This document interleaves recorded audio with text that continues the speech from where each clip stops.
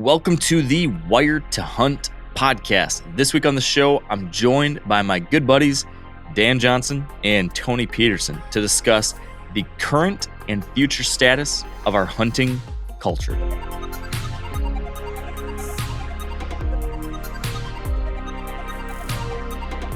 All right, welcome back to the Wired to Hunt podcast, brought to you by First Light and their Camo for Conservation initiative. And today we're kicking off a new series.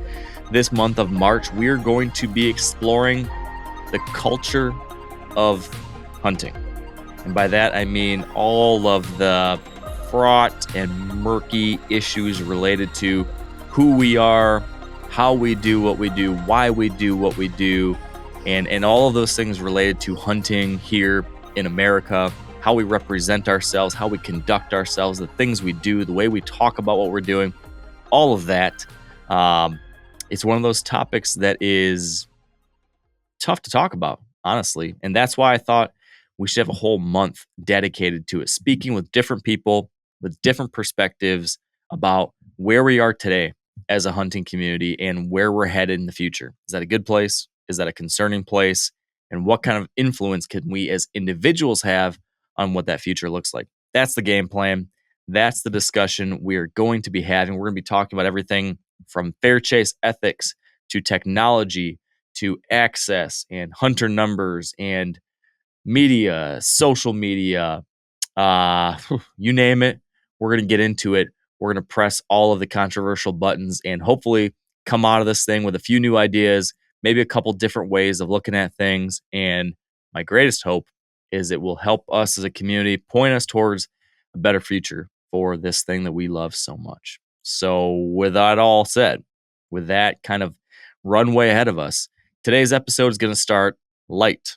We're going to dive into this topic with my two buddies, Dan Johnson and Tony Peterson. You know them well. You've heard them on the podcast many times in the past. And I thought, man, these are the guys that I have kind of rambled about these topics the most with in the past over the last 10, 15 years. So why don't we have a regroup? Why don't we get this threesome back together and kind of check back in? You know, are the same ways that Dan and I felt 10 years ago?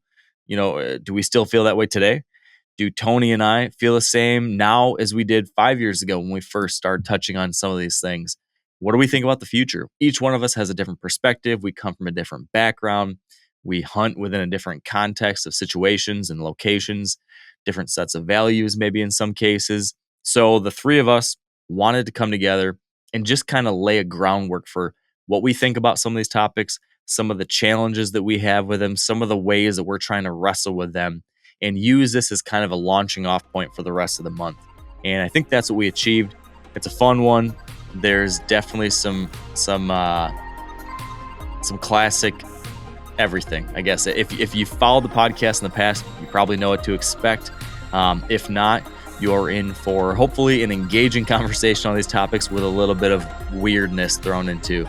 So be warned and ready for that as well. So with that all said, I think we should get on to the conversation with Tony, Dan, and I, and this kicking off point, this starting point for our discussion around the culture of hunting.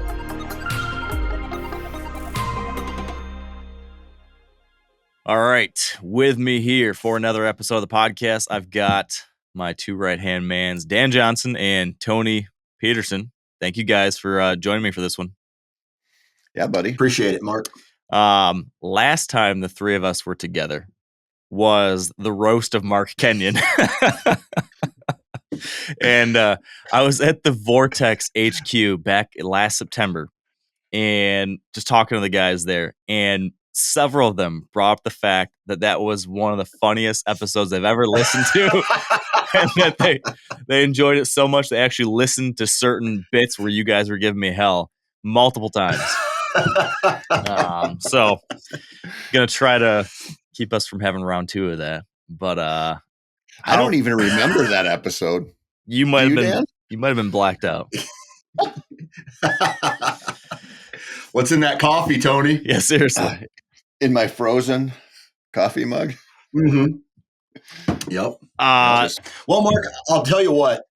First off, I really appreciate this, and I will try real hard on my end not to derail this one like we did last time, I'll take this one just a hair more serious, just for you, bud.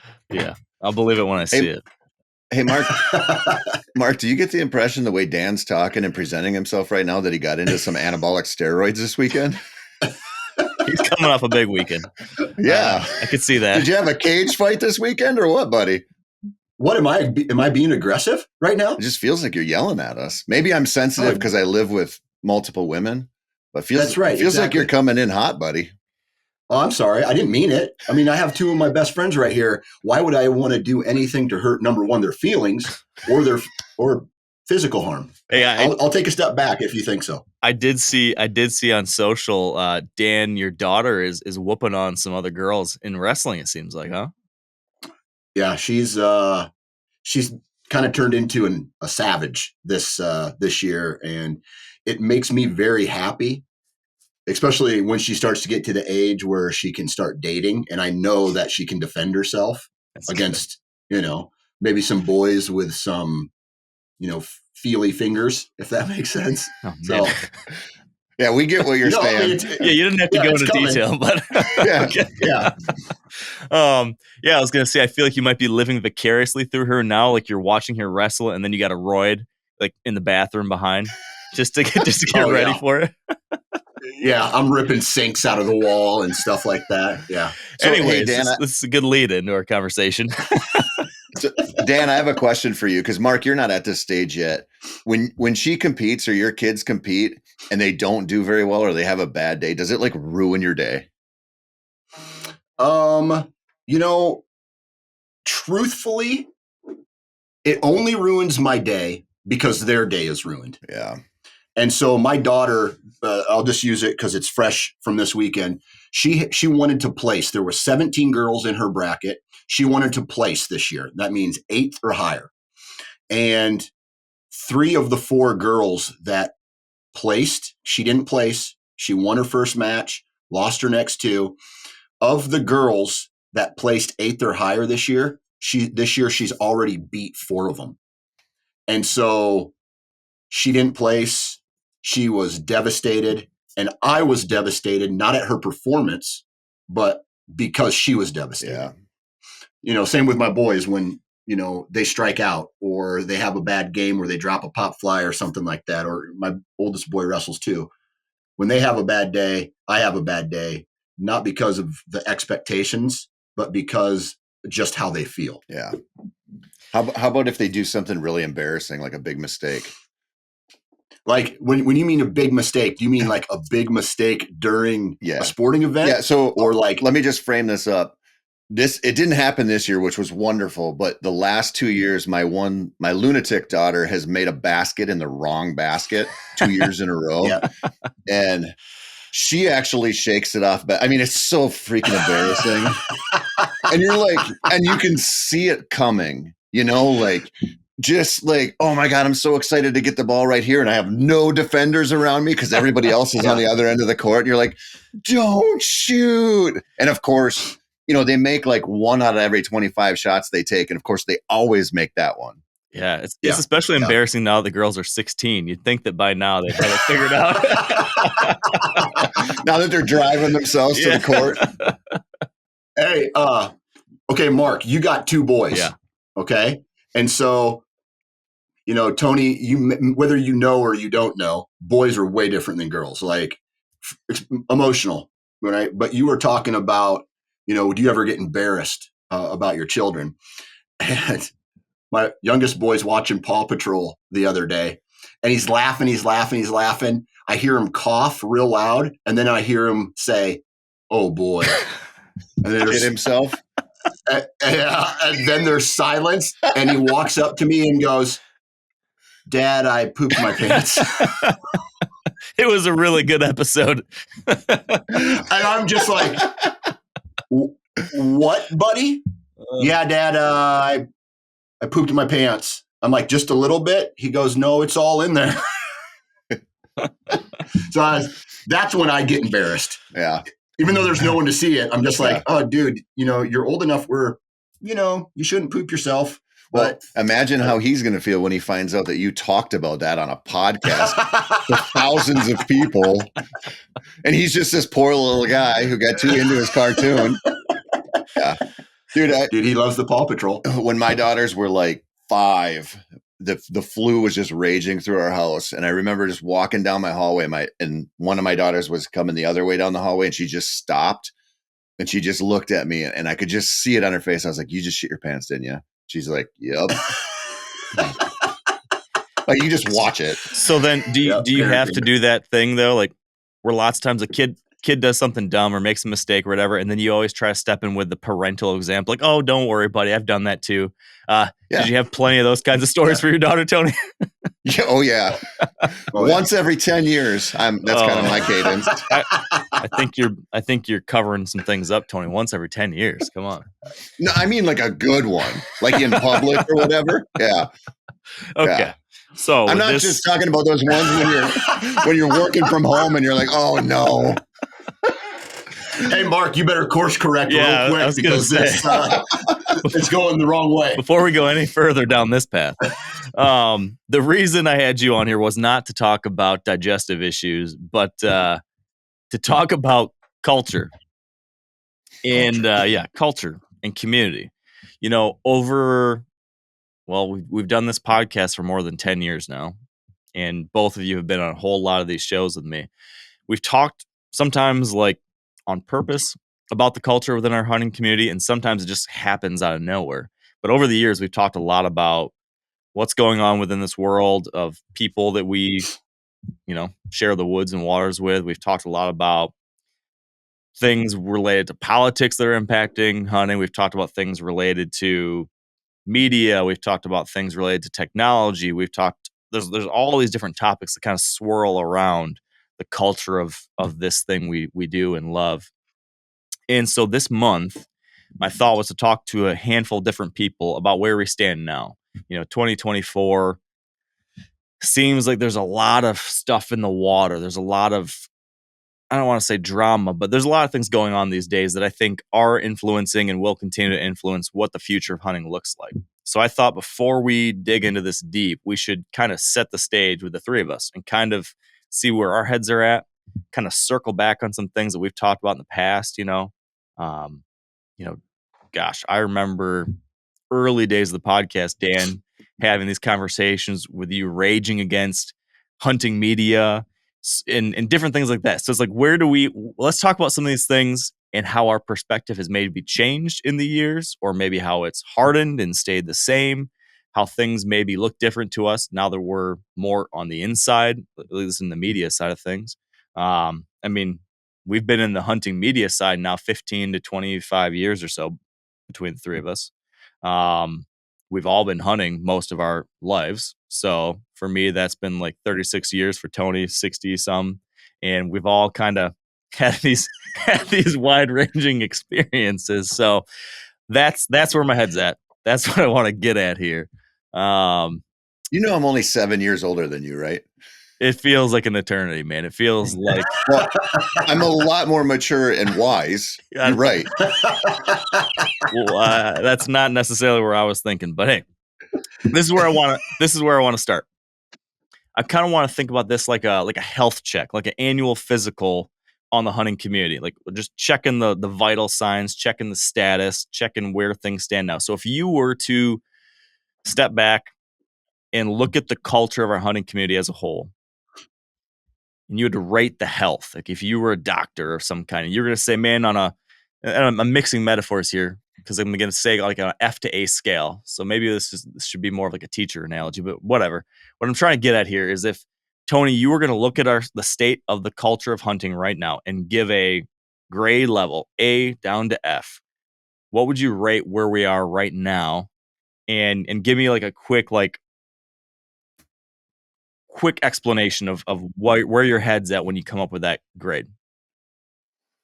I would probably go C- or D+ right now. And the reason I would say that is because, and we can talk about this later, but if you look at what's happening out there as far as the hunting population, we're complaining like crazy right now about each other, non-residents coming in, residents leasing up, whatever. And we are actually taking away real opportunities from our fellow hunters right now. So we have this boogeyman going on that we've always had of the anti-hunter, and they're going to take away your lion hunting or your bear hunting or whatever. We kind of know the targets thereafter. But if you look at what's happening in Colorado right now and going to be happening next year, and there's a bill that just came up in Oklahoma, I don't know if it'll pass or not, but we're sitting here bitching about our hunting, and our solution is to take something away from somebody. And we have this weird little kind of cancel culture thing going on in our ranks where we're never going to talk about the hunters taking away our hunting rights, even though that's exactly what we're doing to each other.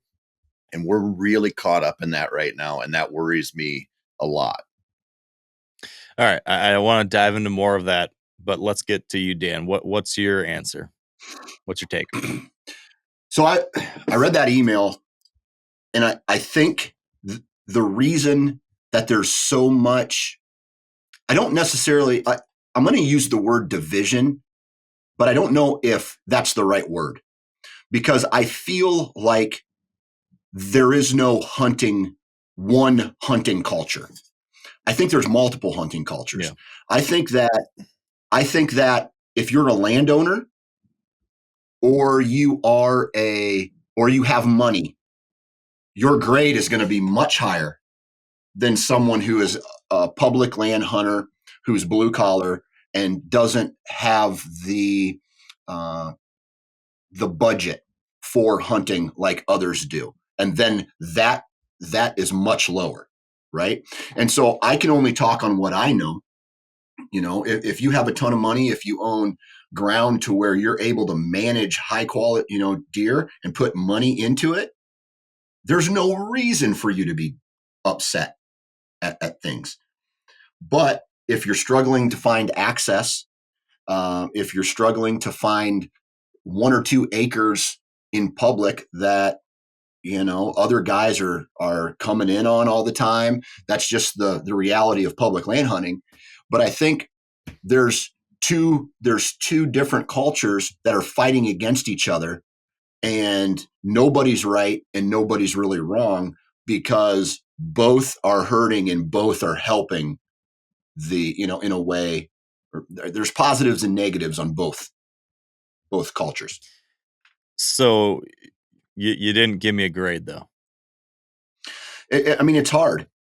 Like I can't say, like, if I'm going to average them out, I'll say it's like a C or something like that, right? Because things that I worry about, like I am honestly worried that unless I don't buy land, my kids are not going to have a place to hunt in Iowa, unless it's on public, which I beat this horse to death. Several states on the east, right? Not every state, but Iowa, Kansas, that's 2 of them that are way, like, they have hardly any public land. And as there's this displacement from private to public becomes overrun. People have to change their scale of what kind of deer they're going to shoot. Thus, it's just this snowball effect. So I would say that it's a C, but then there's also in that grade, it's like an average, right? The people who can have the land, have the access, have the money, they don't care because they're happy. They have an A. But then the other people, D minus, then it averages out. So that's really all I'm trying to get at. Yeah, I follow you. I was going to give us a C as well. And I was kind of looking at it a little bit differently than you, Dan, but I gave us a C because I see some things that are really encouraging, and I see some things that are really discouraging. So I see like some A-level stuff that I'm happy about the direction we're going, and I'm seeing some like F-level stuff that I'm like concerned about the direction we're going, and so that kind of puts me in the middle. And that I feel like we are approaching these like this inflection point a little bit for hunting, where we've heard about it for years and years, but we're just approaching this point where we've got the demographic shift happening that has been forewarned about for years, right? We're approaching that window of time when the baby boomers are going to leave the hunting population. And so we're going to have that decline, dramatic decline that everyone's talked about coming. That's going to happen. And so we're going to have fewer hunters than ever before. At the same time that we have the risk of these anti-hunting things that you talked about, Tony, that are continuing to pick up steam. So we have fewer people representing us while there are more threats from the outside, while at the same time, any negative, bad apple kind of stuff that we have within the community can more easily get out there into the world than ever before, as we talked about this before, right? The social media risk, which then could inflame the non-hunting, anti-hunting risk. So all of those things worry me. While at the same time, like I see things that I'm excited about when you see like the rise in, people, new folks coming into the hunting world from the outside, folks realizing that like, man, this hunting thing's pretty darn cool. There's this great way to get food. There's this great way to connect with the natural world. You're seeing, folks like Rogan, folks like that who are connecting and bringing in new people. So we're getting these new niche sub communities within the hunting world that I think are good and exciting to see. I, selfishly feel like they're not selfishly. But I think like over the last 10 years, there's been a growing wave of hunting being presented in different ways beyond just like shoot a big giant deer. We're having more people talk about these like deeper ways of looking at hunting that I think appeal also to these new people. And that's a good thing, I think. The access thing, though, is a worry, like you said, Dan. On the flip side, though, like there has been some wins on the public land side. Like people are realizing how valuable public lands are. And so I think that's something where maybe 20 years ago, a lot of folks took it for granted. I don't think people take it for granted now. I think there's more of like there's an army of public land defenders now that will help us keep the opportunities we have, at least. So that's encouraging. So yeah, I'm kind of right in the middle, and it just feels like, man, it's like you're walking a really thin ridge line is how I feel about where we are in the hunting world right now. We're on a thin ridge, and if we take a misstep off to the left or right, we could be in a world of hurt. But right now, when we're on that ridge line, it's not too bad. Like we're in a beautiful place, but man, there's risks on either side, which I guess is why I thought these kinds of conversations are worth having, because I've always thought, man, just keeping this kind of top of mind. And looking at our culture not as something that somebody else is doing that we can point a finger at and say, oh, these guys suck. It's more so like we own the culture. Like we should take ownership in it, right? So if there's something we're concerned about, what can we do, right? What can I as an individual do? What can me and my hunting buddies do as a group? How can we point this in a direction that we think is more positive? So that I think is why. That's the why for all of this. I want to dive into a couple of things you guys brought up. One of the big ones, Dan, you talked about is access and like the implications of access on the future of hunting and who can hunt, who can't hunt, the everything that goes in this. Back to divisions. Tony, you talked about divisions. Well, here's one of those big divisions, which is like the private land crowd versus a public land crowd. I don't know. There might be a lot of animosity. Maybe there's a little bit of animosity, but it just gets amplified by social media or whatever. But there's some level of animosity between like the landholders who control land and can, like you said, Dan, have got it made. And then there's everybody else who feels like we're getting priced out of the game, can't get access to decent stuff anymore, etc. So with that, you have a flip side, which is on the public land side. You've got a limited amount of land, but we're also trying to recruit new hunters. And so there's complaints about too many hunters now on public land. So that's like a whole lot of different things all roiled up into one general topic of issues. Tony, what do you make of this? You've spent a lot of time writing about it, talking about it, public versus private, landowners versus DIYers. How do you think we can move forward, or how should we best move forward when it comes to like bridging that divide in some kind of way? Not necessarily on like the hunting success side, but on the like the culture, these groups of people, and trying to somehow work collectively to keep hunting in a positive place. I think the biggest mistake that we keep making is we cannot help ourselves but slide into like this trophy hunting mentality all the time. And so when you look at the messaging, and it comes from us, it comes from everybody in the industry, just about, it looks like how Dan said, if you're a private landowner and you've got those resources guarded, everything's rosy for you, right? Well, like on paper, maybe, but that guy still gets pissed that the neighbors shoot the little bucks or whatever. Like there's, there's still reasons to be mad. And then you have this other side where people are on public, or I would argue you could lump in, permission based hunting too now, just because generally if somebody's letting you on a property, you're probably not in there alone. So it's sort of more of a pressured versus controlled division, really. But what we just can't help but do is focus so much on the big buck thing that we make it look like that's it. Like from the outside looking in, it's like that's the goal. And if the reason that people have such a bad attitude about public land isn't because they've been out there working their asses off and finding deer, it's because they look at it and go, I'm never going to kill a big one. You're never going to kill that 150 there. Right. So it's like, why go? And so I think our messaging has been wrong. Like, I think we got to look at this and go, we're pretty damn lucky to get to hunt anything. And we're pretty lucky to have places to go do that. So yeah, like Dan mentioned, you might have to adjust your standards, right? And people go, I don't want to go do that. And I'm like, well, if you go scout and work this out on public land and shoot a little one or shoot a doe or something, like if you've never done that, probably give it a shot first before you're like, it's not worth it. Because when you go through, like I've gone through the big buck phase, chased 1 bucks, all that stuff. And you kind of get to a point where you realize like it's cool, but it's not as important as we present it a lot of times. And every one of us, if suddenly, Iowa passed a law and Michigan passed a law and they said, you can't shoot anything over 120 inches, we'd be hunting 117 inch bucks. You know what I mean? Or if they were like, there's a month where you can't hunt bucks, we'd go hunt does. Like you'd still go for the experience of being out there. It would change a lot of how you approach it.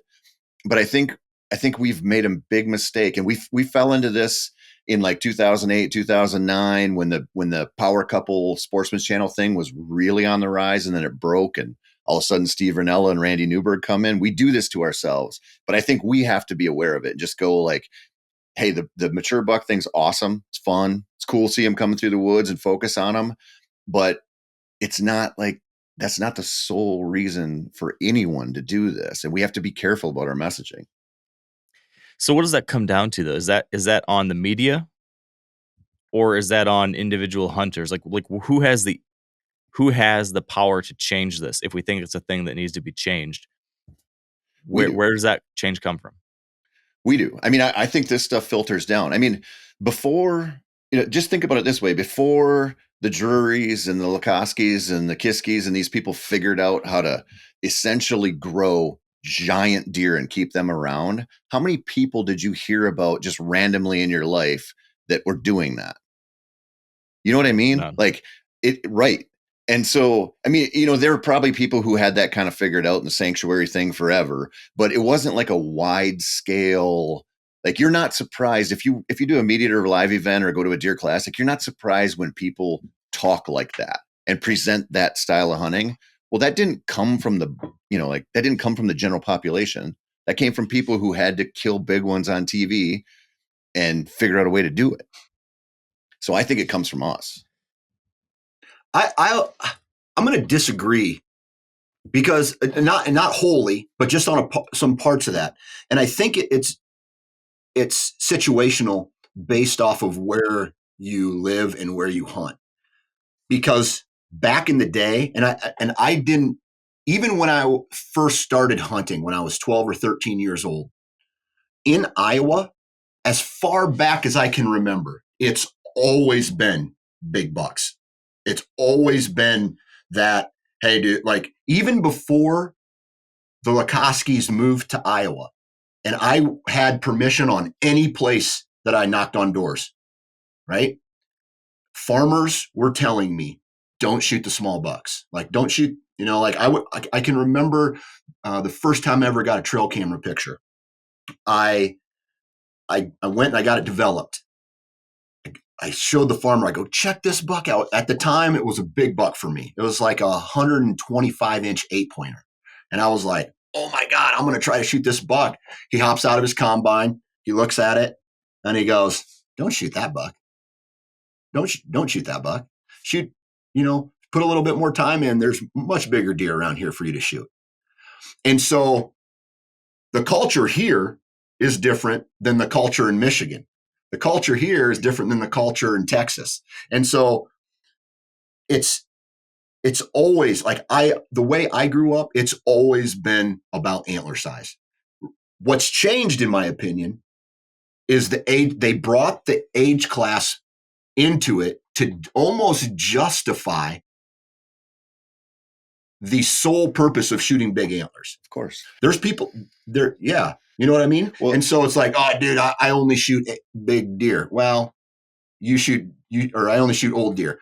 Well, the only reason you're shooting old deer is because they grow the biggest antlers. Right. And so I don't know whether that was really a disagreement, but it's really how I was raised in it.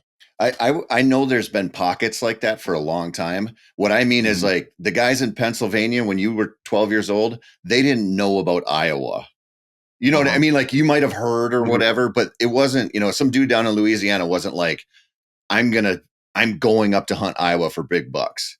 Like that, I mean, that's different. But you're right on the, we do this weasel word stuff all the time where we figured out trophy hunting is negative.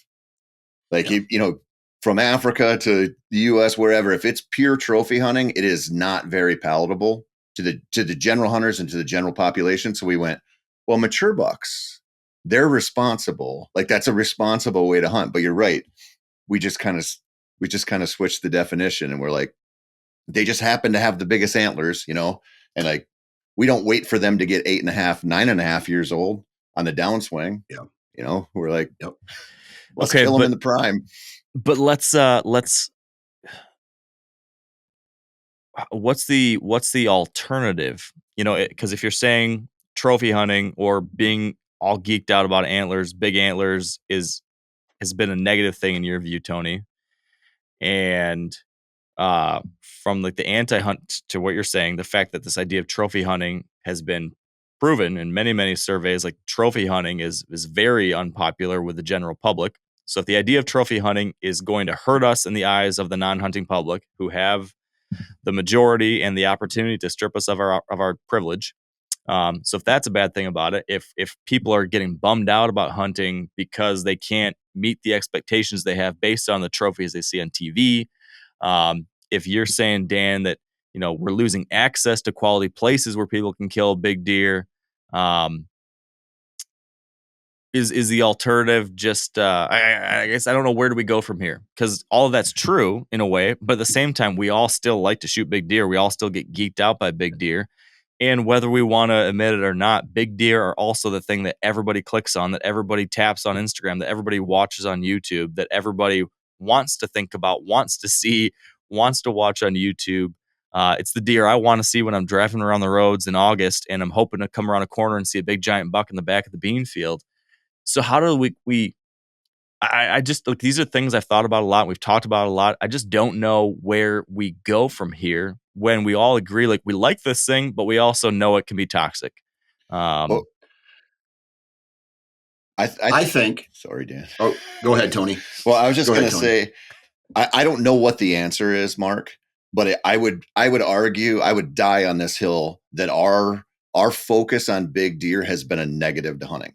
Because just from the purely perspective of access, we know the one way to keep people around and keep them happy is having access to more ground, right? Like, that's just that's such a win for hunting in general. But if you look at, in the whitetail space specifically, the resource guarding, where leasing land or buying land, or, somebody's, who maybe grandma owns the dairy farm and they used to let a bunch of people in, but one of the grandsons loves big bucks and he's going to be like, Grandma, I don't want anybody else in there. If you're talking about, people getting pushed on to public and smaller properties and losing places, most of that, not all of it, because there's urban development, there's a lot of stuff that happens, but it has been an undeniable facet of hunting that the idea that you can control a place and kill big bucks has kept a lot of people from access to ground. I don't know what you do about it, because I don't want to stop people from being able to buy land and lease land and do their thing. So you look at that and go, what's the hedge against it? Maybe opening up more public, maybe more walk-in access programs. I don't know, but I think we need to acknowledge it's the same thing with the non-resident resident fight. We have to acknowledge that we are really selfish in some ways. Like, we want it for ourselves. We want it easier, and we will do things to get that. And so it's okay. Like, we're all like that. We all, like you said, we all want the big bucks. We want a fun hunt, but that comes at a price, and we have to be aware of that. So if we're going to just inherently naturally be that way, we should acknowledge it and work on the other end and work for that access or something that kind of can help level that out. Yeah. And I 100% agree with you. And then would also tag on the fact that while it's true that we all do enjoy seeing the big deer and all that comes with that, it's not to say that the rest of hunting is not incredible too. So it's just as important to, like, we can't help but celebrate big deer because they're just impressive. But at the same time, we probably can make a greater effort to make sure we are celebrating and talking about shooting the spike, shooting the does, having the encounter or hunting in a place where you don't see a lot of deer, but man, it was a hell of an experience. It was a great adventure. And we only saw 2 little yearlings, but man, that was a great challenge. Or, Dan's first out of state kill a few years ago. That wasn't the biggest deer in the world, but I think you were about as happy as anything.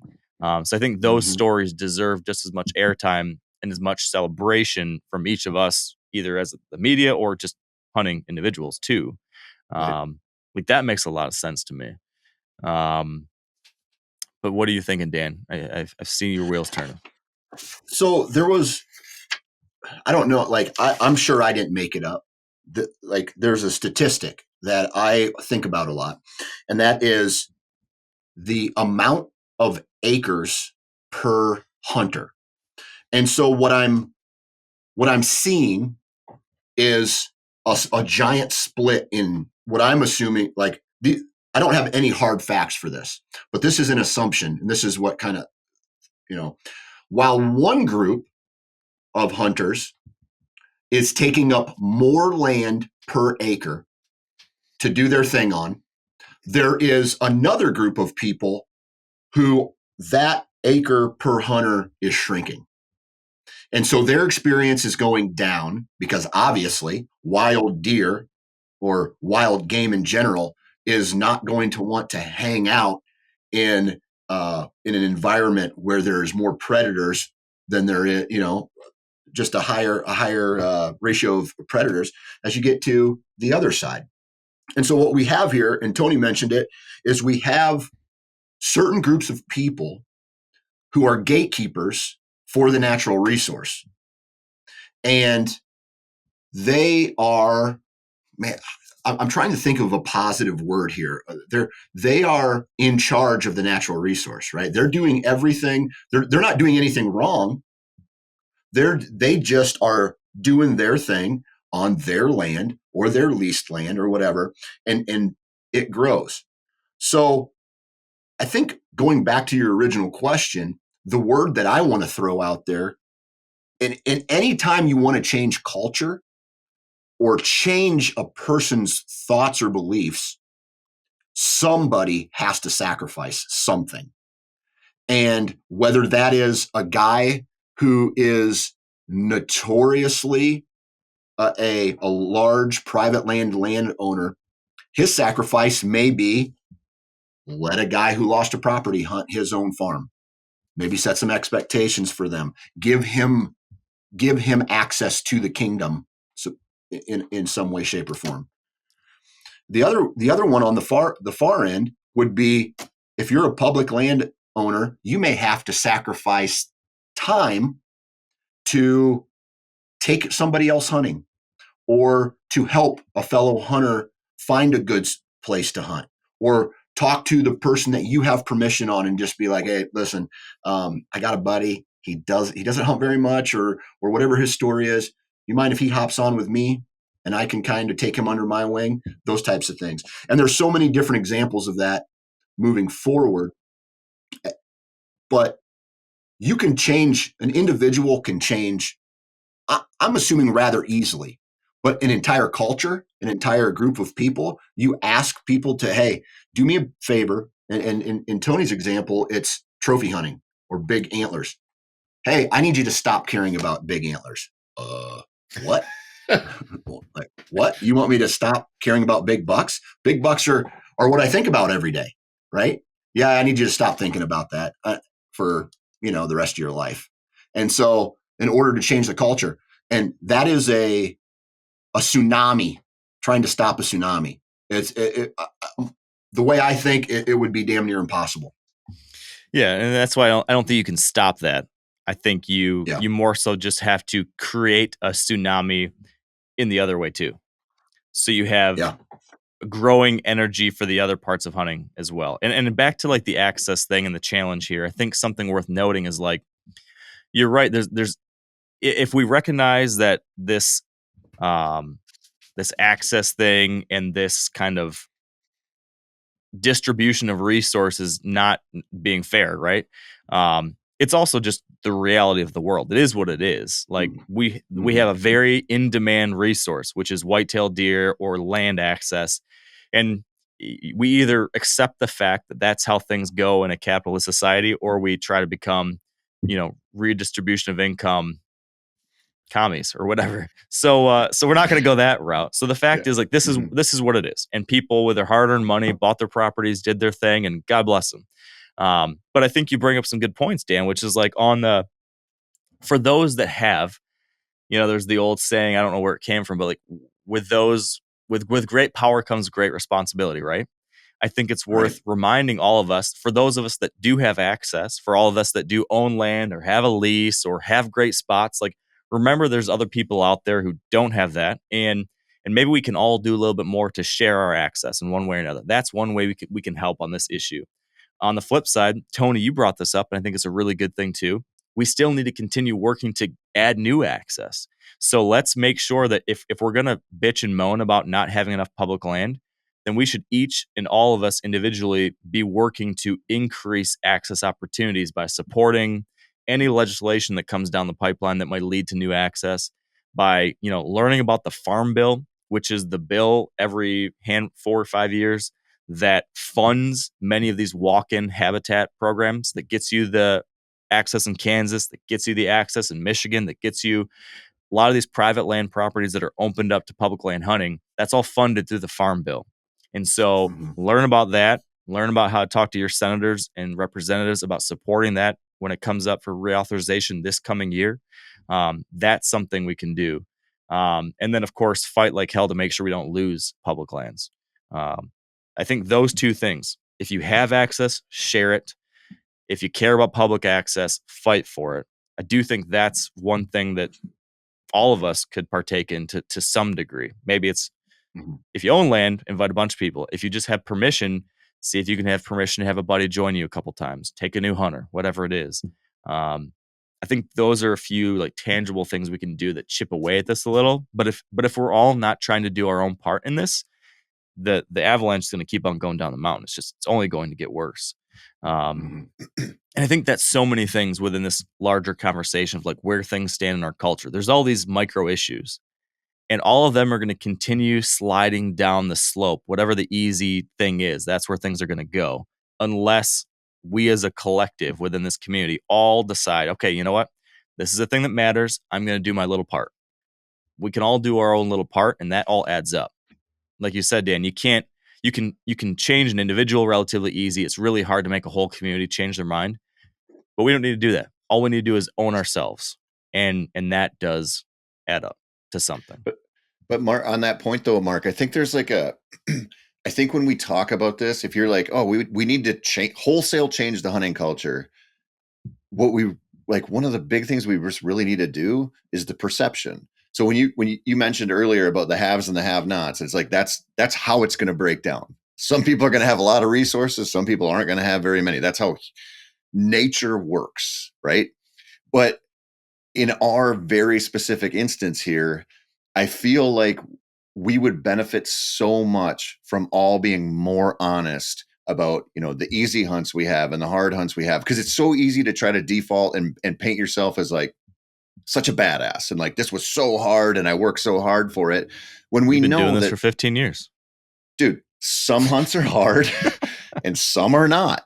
And, the messaging from the top down has been that no matter what, this is a real struggle. And we're lucky to kill our, second 180 incher this week. And he just happened to come in and, never mind that we've been watching him for 7 years and we have, you know what I mean? Like if we were more honest about just what's really going on, like how much time do you have? Like I always think about this with the hunting public guys is, they're super good hunters, they're good dudes, but you need to acknowledge the advantages, right? If you're in a Western river bottom hunt and you have 4, 5, 6 people glassing different spots, good hunters, scouting, huge advantage. And I'm not taking anything away from them, but the more you're like, listen, if you think you're going to come out here by yourself and have the same results, maybe not, like it's just not going to probably work that way. And I think we need to change the perception of what we do, because killing big deer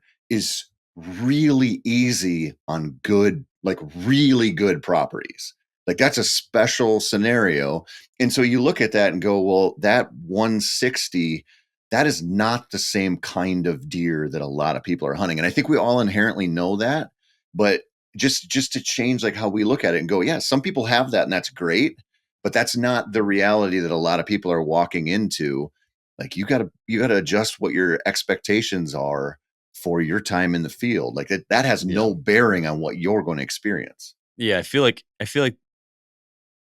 in my view, it's always been not so, like for folks who have or who are killing these big giant deer. You do your thing. I think I think the person in that world, Tony, probably doesn't feel like it's easy. They still feel like they're putting in a ton of work, probably, right? Bullshit. I mean, it's a different kind of work. But I'm telling you, if you talk to someone who owns 1,000 acres of land, they're going to tell you what I've spent so many days on the tractor. I've spent so many days scouting this stuff. I've spent so many days doing that. And they're going to say it's just as valuable as what you're doing. No, So I get what you're saying. And I guess what I'm adding on is that I like, or the argument you're making that resonates the most is not so much tell that guy to admit it's easy, but rather everybody else remember to set your own expectations based on where you're at, what your situation is, what your goals are, and don't get too wrapped up in what anybody else is doing, right? We've all had this conversation over the past, like hunt your own hunt and try to put on blinders to what everybody else is doing. Because it doesn't matter what Dan's doing or what I'm doing. Just focus on you, right? And don't get worked up about what's on YouTube or what's on the outdoor channel, because that's where these mismatched expectations and disappointment and frustration comes in, right? I mean, I think, and I agree with you. Like the pre-hunt work part is big, right? If you're a whitetail hunter, what you do before the hunt is the most important stuff. Whether you're scouting public land or you're planting 100 acres of food plots, but I think the people who do that know that they're doing that to make the hunting easy. So that work is not easy. Running a business is not easy. Farming the land is not easy. I get that. But the whole reason that that's happening is so the hunting will be easy. You know what I mean? And so right. I think I guess they would say that that's part of the hunting, but I get what you're saying. Yeah. But it's just different. And I'm like, again, they go nuts for donuts. People want to do that and enjoy it. Great. I'm just saying, like, I think we have an obligation on our side of things to just be honest about this stuff. Yeah. So I want to shift a little bit of our direction. It's going to all kind of tie in, but there's another whole side of like where our culture is going. So we've talked kind of about access. We've talked about, what we value, whether it be antlers or the experience or whatever. We've talked about that a little bit. I think another big thing that goes to this idea of like making it easy, Tony, you've written about this quite a bit over at MeatEater in the last year or two, is all these different things we're doing to make it easier. I think technology is a big part of that now. So you've got things like, cell cameras more and more popular and prevalent, more technology there, instant photos, live streaming video now. You've got more and more people using thermal scopes going out there and Yeah, well, yeah, crossbows are a thing. Thermal scopes, where you've got these new scopes that you can put on your crossbow or something and basically shoot after dark if you were so inclined. People are using thermal scopes for recovering deer now, or just like driving around and thermal scoping everything to see if there's deer in a thicket. You've got a lot of drone use now, people using drones to scout properties, to do, see where the deer are at certain times of year. Then, of course, there's the question of using drones to recover deer. You've got rifle scope technology now where you can just zap it, it auto range finds the animal and then sets your reticle to aim exactly where you need to aim with this wind direction at this 1,000-yard distance or whatever. There's a whole lot of different specifics. And I don't know what to make of where all this is going, except for the fact that it's not going to stop. No. This is going to continue. And so do we fight it? Do we not fight it? Does it matter? Does it not matter? Somebody 20 years ago probably would have looked at where we are today and said, oh my gosh, if that stuff happens, it's going to ruin hunting. But here we are sitting here today and we're still hunting and a lot of people are happy. And many people say it's the golden days of whitetail hunting. So high level, when I bring up all of that stuff, Dan, what makes your skin tingle? What makes your chest tighten? What makes you either excited or worried? Where's your head at when it comes to these things? I look at it like I'm kind of a purist because I grew up hunting in what I would say is some of the, and it's because I was green. I didn't know. So I made it hard for myself. Well, it was hard because I didn't understand deer and how deer, I didn't understand people and how obsessed they got. So I grew up in a time and that was early on. And then my whole story is that I hunted for a little bit, became a degenerate, and then I found hunting again, right? When I was about 26. And that's when I dove into it. And that's when I said, I love this. And so I feel like, I don't know, I just feel like hunting saved me. Hunting kind of course corrected my life and kept me in the woods and kept me out of bars and in hanging out with the wrong people. And so I have a connection to hunting that goes deeper than just antlers. It's something that is like in me. It's like a part of it's in my heart, you know? And so when I look at someone this is me judging them. I'm judging them and I'm saying, man, you're taking advantage of this natural resource. You're not showcasing the beautiful sunsets, the fresh air. You're not like there's something pure and beautiful about the hunting and the outdoors. And then when I see companies taking advantage of that and using that to make dollars, it becomes muddy for me. And I don't like it. And so I like hunting because it is a challenge, because it is difficult, because big bucks just don't walk underneath your stand. They don't do that. They don't, where I hunt big deer or any deer, they don't just come into a food plot or wherever the food source is. They don't just come out and stand in front of you for 20 minutes, then you shoot them, right? That just doesn't happen.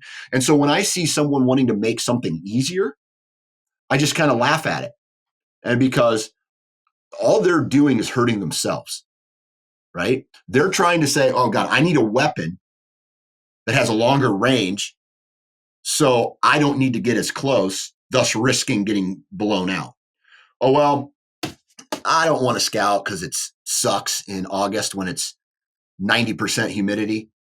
I think I'm just going to use this cell camera to tell me everything I need to know, right? But all you're doing is missing something. You're missing this whole education by time in the stand, by time in the woods.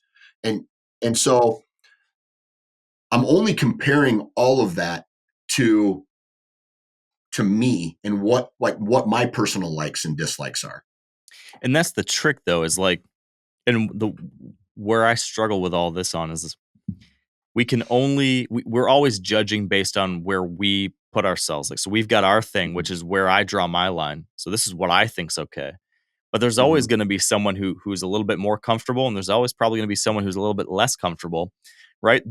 We can sit here on our high horse and say, oh, you shouldn't use that super long range rifle, or you shouldn't use that such and such live stream trail camera. But then at the same time, there's going to be someone else who's going to look at me and say, well, you shouldn't use a cell camera at all, or you shouldn't use a compound bow. I only use a trad bow, or you shouldn't hunt private access at all. Because I only hunt public land, and that's harder than your permission. Yeah.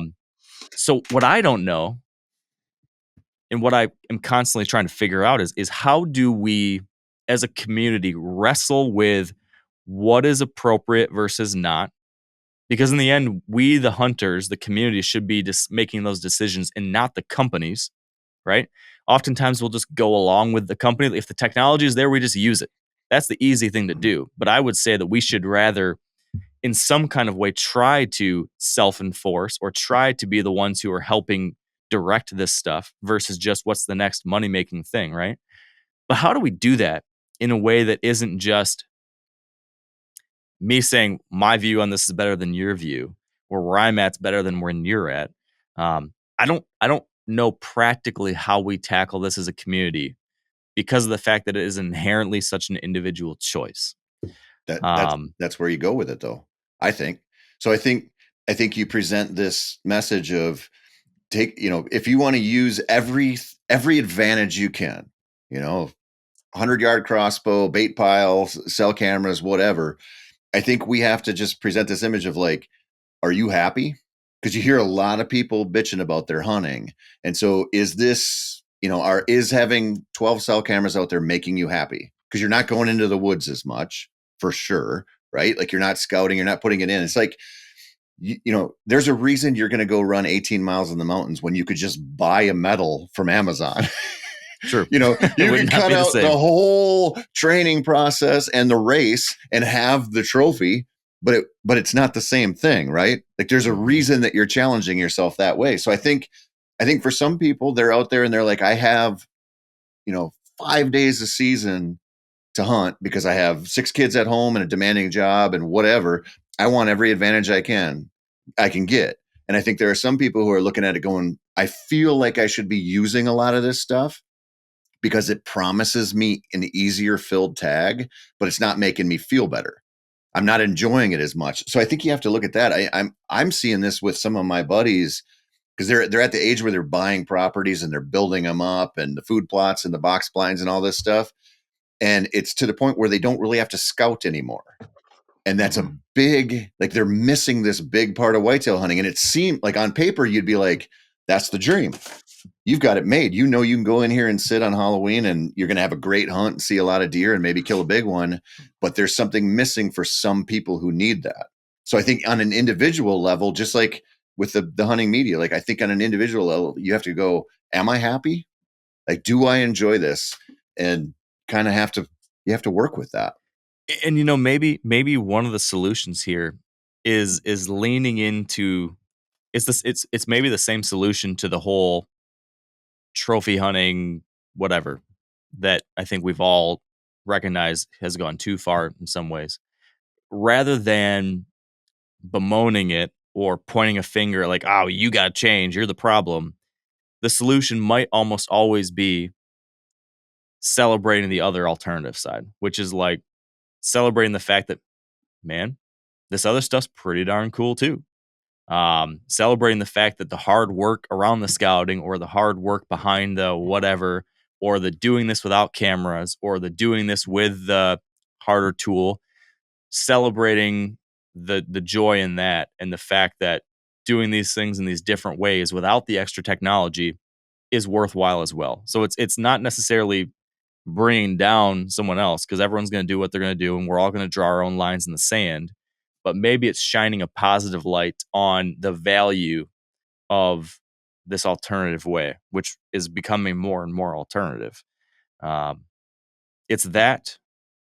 And then I keep going back to, and I don't know if you ever can do this, but is there any way that we can self-enforce or self-police, or I don't know if that's not the right word, but I think to some degree this happened like when drones first showed up on the map, and it became pretty obvious to everyone, like, man, they shouldn't be used to hunt. You shouldn't be allowed to use them in real time during the season. And a bunch of states put rules in place because there's public support for it very quickly.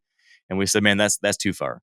Um, you know, is there a way to do that in today's world? I don't know, around some of these technologies, but I wish there were. But again, it comes down to my line in the sand is different. But I mean, I don't know. To do it, I you'd don't have to link some technology to a impact on the resource. You know what it is? Oh, go ahead. Sorry, Tony. I think so. Here's a specific example that I thought of that I thought would be really cool, and I hope some company will do this. And this might be a model that we can vote with our dollars, right? We can vote with our dollars and our choices. I personally, my line in the sand when it comes to cell cameras is that I think live streaming video, like seeing what a deer is doing right now and acting on that, is inappropriate in my view. I personally also think that getting a picture right now and being able to go do something right now is inappropriate for me. Like that feels icky for me. If I were sitting in the tree stand and I got a ding on my phone and I looked at it and it said, the buck you're after is 150 yards away there. And if I could slip down out of my tree with my rifle and sneak over there and shoot him because I know he's right there, that feels inappropriate to me personally. So if I were in charge of the world, I would say that cell cameras should not be able to live stream and they should have some level of delay. Personally, for me, I would put a 24-hour delay on pictures. What if we could make a Fair Chase branded cell camera or a certification? And so you could say, man, I only use Fair Chase certified cell cameras, which means there's a 12-hour mandatory delay on everything. So you can't see live video, you can't see live photos, whatever it is. Now, I recognize this is my own personal line in the sand, but for me, if you stamped that on a trail camera and said, man, this is a Fair Chase certified camera, that'd be the only camera I'd use. And I'd be pretty stoked about it. And I bet a lot of other people would be too. And that'd be like a badge of honor for that product to use it. It could be a marketing plus for that kind of company. So rather than a company thinking they need to make it easier for hunters to sell more products, instead, we would buy products because it makes it a little harder for hunters. And we would prefer that product because it is a badge of honor. It shows that we are willing to limit ourselves in some kind of ways. What if you could do that with other technology too? That's an idea. Does that resonate with either one of you, or does that sound stupid? I like it, right? That's a great example. But my gut tells me nobody is on board with that. Yep. Like, look at this world we live in today where everybody gets their satisfaction from a phone. There's no more human interaction. This all day. People do this all day. My daughter, I give her 1 hour a day on her cell phone, she's like this for 1 hour on it. Okay. It's crack cocaine.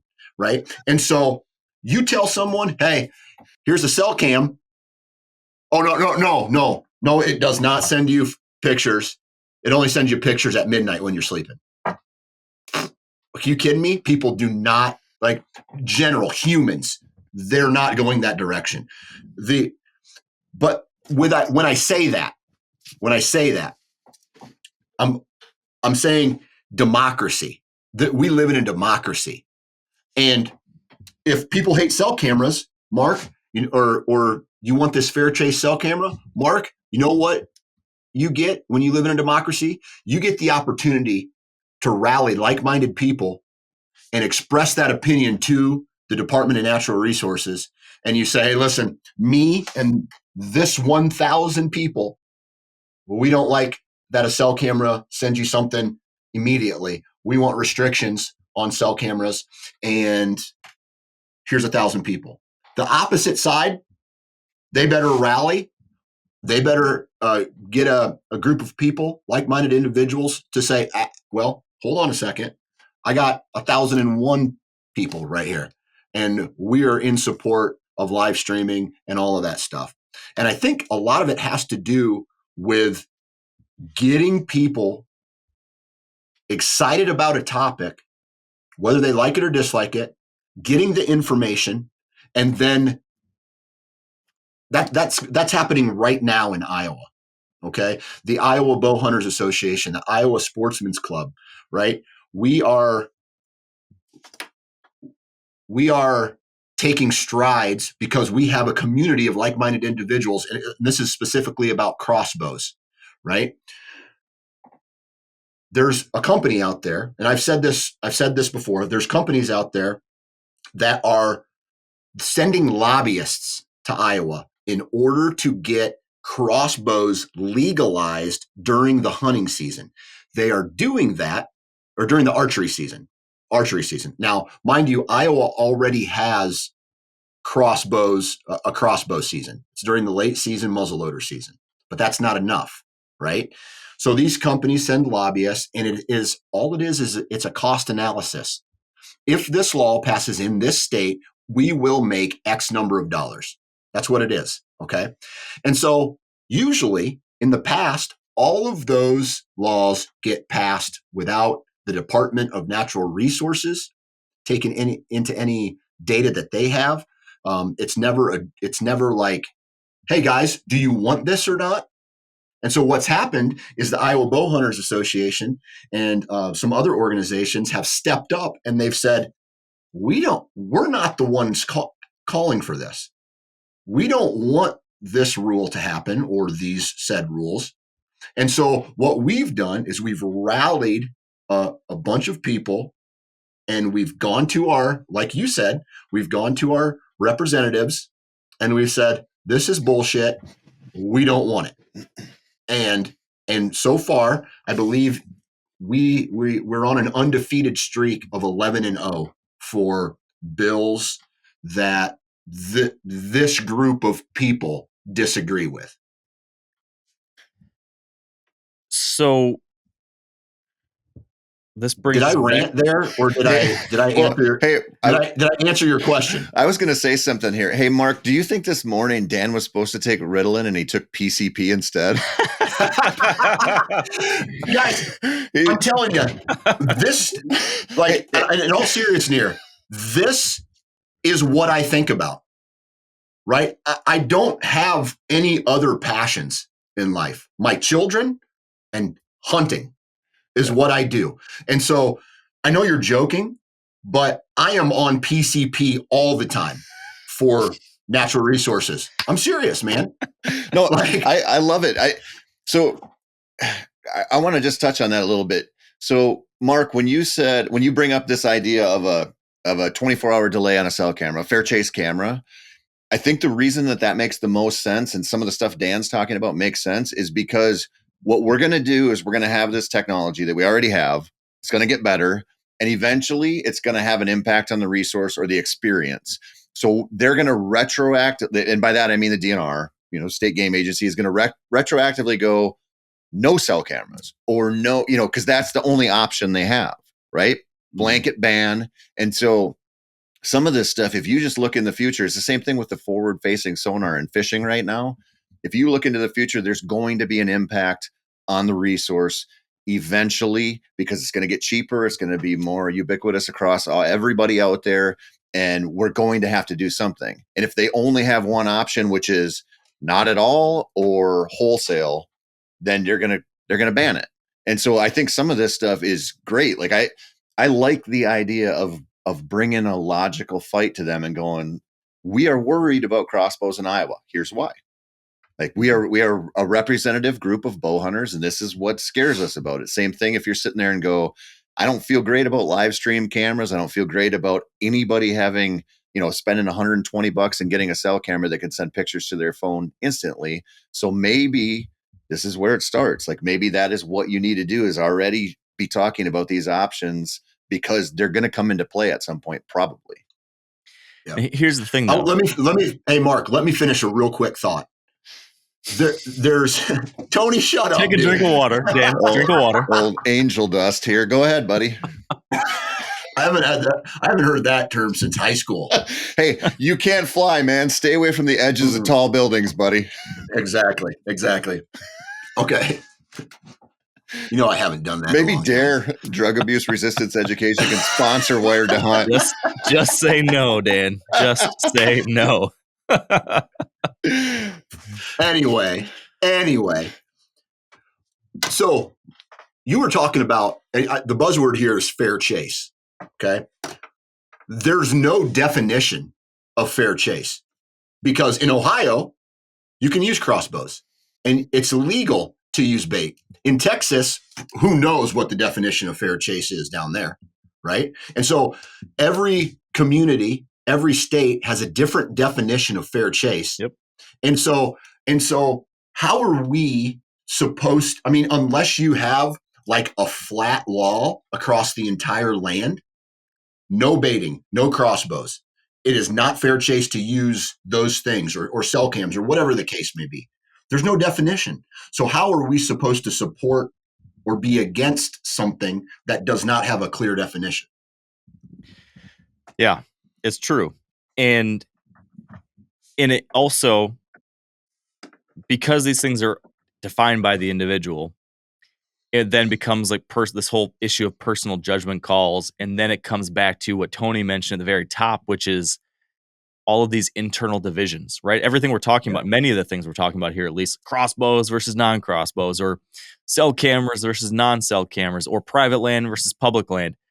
There's a lot of this versus, I'm saying, right? We've got all these internal conflicts. We've got all these internal divisions, which some people would say, hey, we got to quit all the internal squabbling because we've got external factors that are also at play that are a bigger risk. And if we're tearing ourselves apart, we're making ourselves vulnerable to these other things. And there's truth in that too, I think, to a degree. Mm-hmm. So I don't know how we've had this same conversation for years, guys. I can remember, Dan, you and me talking about this a decade ago. We were probably slightly chubbier and slightly dumber, but Definitely dumber. Basically the same thing. And I don't know how you tackle it and change it without there being these internal divisions. And maybe that's necessary. Maybe it is okay. I would say it is. You have to have some internal squabbling. A family does not solve their issues by sitting at the dinner table and pushing everything underneath the rug and never bringing up the hard topics, right? That just leads to more animosity bubbling underneath the surface. That leads to, hard feelings that stay hidden away and then all of a sudden explode. That leads to negativity growing and growing and growing. So I think number one, a healthy family addresses their differences and concerns up front. And so I personally would say it is okay to have these conversations and we should have these conversations, but they should be handled like a healthy family, not the crazy psychotic family dinner at Thanksgiving where people are yelling and screaming at each other and calling each other names, but instead with respect and interest in the other point of view. I think if we can do that, that maybe leads to the family or the community moving in a better direction, or at least understanding each other better. But then I go back to this. I think a solution to many of these things that does work, that is not necessarily like creating unnecessary divides and having me be like, I'm better than you, you should do it my way. I think a lot of this goes back to, rather than telling people what they shouldn't do or what they're doing wrong or why they're luckier than I am, or why it's not fair that you have this and I have this, or that you use this technology and I can't use this technology. I think in many ways, the better solution is just leading by positive example in the way you think is more positive. So doing the thing, celebrating the thing, telling the stories about the thing, sharing with your friends and family about the thing that you find value in a positive way. So if you think that we need to have more access, well, then show through your example how you can create that and how we value that. If you think that it is better to have a more restricted weapon when you hunt, that you shouldn't use crossbows or you shouldn't use high-powered rifles or whatever it is, then showcase what you're doing and the value that has and lead through that example and make it cool, make it appealing, make it possible for others to do it in that kind of way. If you want to have a fair chase cell camera, well then, live by that and make it so that your buddies want to do that same thing. So that if I could influence my best hunting buddies, and me, this is the way I've been doing things. And actually, I enjoy hunting more. I don't feel like I'm getting left in the dust because I still have a challenge. I still have this, and this. And I think that can lead to positive change in a way that's not this like dictatorial finger pointing, hey, you're taking away my rights, hey, you're forcing your beliefs on me, negative, tearing apart kind of thing. Does any of that make sense? Well, because that's what's coming. If you don't get ahead of it, that's what's going to hit you eventually. Right. Yep. You know. Yep. I think a lot of it, a word that just keeps coming to mind is empathy. And I'll give you a little bit of an example. I used to have different thoughts back in the day about using dogs to hunt. All right. And I thought, for some reason, hey, dude, that wasn't sportsman. That's not sportsman, right? You're using a dog to track, obviously you're going to get it, or whatever my dumbass thoughts were back then. And it was because I was uneducated about the topic. And then I met then you meet guys like Clay Newcomb, who is probably one of the nicest people that I've ever met in my entire life. And then I imagine a law being passed where Clay Newcomb cannot use dogs to hunt. You know how bummed that dude would be if you took that? And so took that from him, along with some of the other people in the hound hunting community that I've met throughout the years. And these are nice people. And I'm sure there's someone out there who shoots a crossbow that is extremely nice and pleasant to be around. Same with, cell cameras or, things like that. And you just got to go meet the people, right? Have a discussion. We just live in a world right now where it's like, I am Republican, you are Democrat, I hate you, or vice versa, or whatever your belief is. People just die on the sword all the time. They don't ever want to have a conversation with their friend. Or, dude, you know how many? There we go. You get it, right? You get it. No, yeah. You get it. You know what I mean? And so, woo! Can I comment on that? Yes, please. Yeah. It's amazing because I always think Clay is such an asshole. That's weird. No. He's two-sided, probably. No, Clay's a wonderful, wonderful person. Yep. But what you say there, Dan, is way more important than it may be being presented, at least in my eyes. Like, just think about your hunting when you started going to South Dakota and experiencing an environment that is not Iowa. Mm-hmm. And you're like, I want to be here. I want to hunt. And then you think, okay, I am against hound hunting for deer or hound hunting for bears or whatever. And then you start to meet hound hunters and see how passionate they are. And you go, okay, exposure to all this stuff opens your mind a lot. And so one of the things we do as hunters, which is really bad for us, this hit home for me. I was at a meeting here in Minnesota. The Minnesota DNR was doing a little tour, and they were going to do some changes to the deer season, and there's some proposals out there. And so I went to one of these up here in the cities, and I don't remember, 50, 60 people in this room.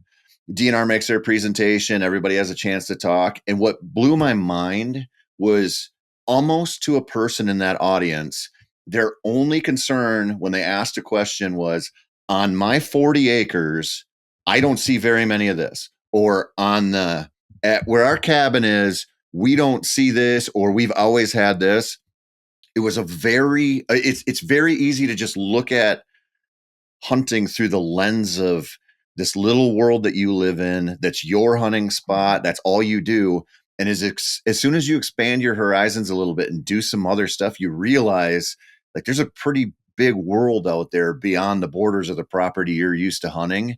And I kind of think that's an antidote for a lot of this stuff of being like, I would vote away, your ability or your opportunity to use this kind of technology or to use this kind of thing or hunt this kind of way because I don't do it. But as soon as you start traveling and getting even in your own county and like going from your private place to a public land spot to hunt rabbits or something, like anything you do that opens you up to these other experiences changes how you view this stuff. And I think in hunting, it's so easy to just get sort of like tunnel vision on our what we want and where we hunt. Yeah, I agree with that for sure. So if I were to distill everything we've talked about, 3 things bubble to the surface for me, like 3 takeaways, and I'm curious if these are like the 3 truths that you guys called out from here. But I think number 1, and I guess what I'm trying to do here is set a stage for where this conversation continues to go forward, because I think that's the thing with any conversation around culture, ethics, our community, fair chase, all these things related to the culture of hunting. There's no end all be all, right? We're not going to solve all the problems today. Nobody can solve all the problems or figure things out today or this year. It's an ongoing conversation. It's an ongoing process. It's a fluid thing, right? And so I think number 1 is the fact that we all have to be engaged in that fluid thing. We need to be aware of the fact that there is this culture that we are a part of and it is going somewhere. And we can either bury our head in the sand and just go along with the flow, or we can choose to engage in it and be a part of that direction, right? I would rather be on the boat paddling versus floating with my head down. So I would say number 1 takeaway from this for me is like, there is a thing going, the culture of hunting, that will impact the future of this activity and this lifestyle. And whether it's around in the future, whether it's something we want our kids to be involved in the future, etc.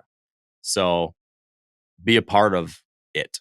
Don't just let it go flowing past you. That's number 1 to me. Number 2, I think, is this idea of remembering, as you said, Dan, to have empathy with others, which is the idea of empathy is just looking at things from other people's perspective and remembering that everything doesn't revolve around just you. And like you said, Tony, it's not just what's happening on your property, not just what you think about things, but there are these different ways of looking at the world. There are these different places we come to the world from. There are these different backgrounds and context. So when we talk about our culture, when we talk about fair chase or hunting decisions or access or anything, have empathy with others and let that be a way that guides this engagement that you have.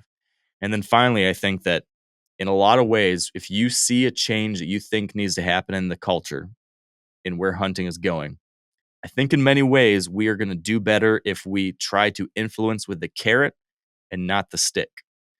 So rather than you're wrong, screw you, you can't have this thing, maybe we can lead with the lead by example, show the positives of this alternative way. I think, at least that's one of the things I'm coming away from this with, is that has a possible, that can help us avoid these internal divisions and more so lead our community in a positive fashion by making it the cool thing or the desirable thing or the valuable thing. This is where we started, the trophy hunting thing. 20 years ago, there were probably some people who wanted there to be more big deer on the landscape, right? 30 years ago, there were folks that said, I want to kill more big deer. I want to see Boone and Crockett bucks. I want to have 5.5-year-old deer, whatever, right? And there's different ways to do that. You could enforce regulations to make you have to pass on, small deer or certain antler point restrictions. There's ways to enforce different rules on a hunting club. There's all those kinds of rules. And maybe that helps to some degree. But the biggest thing that I think led to there being more older deer around now today, larger deer, all that stuff is quantifiably true. You know what changed over the last 25 years? It wasn't that there's a bunch of regulations put in place across the country that really changed the game.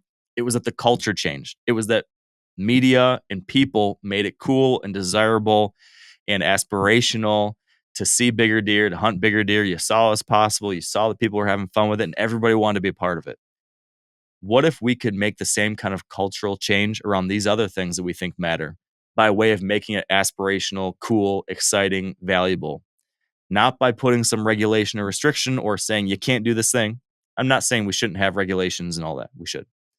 But maybe we can make the same kind of positive difference by changing the culture through our own example.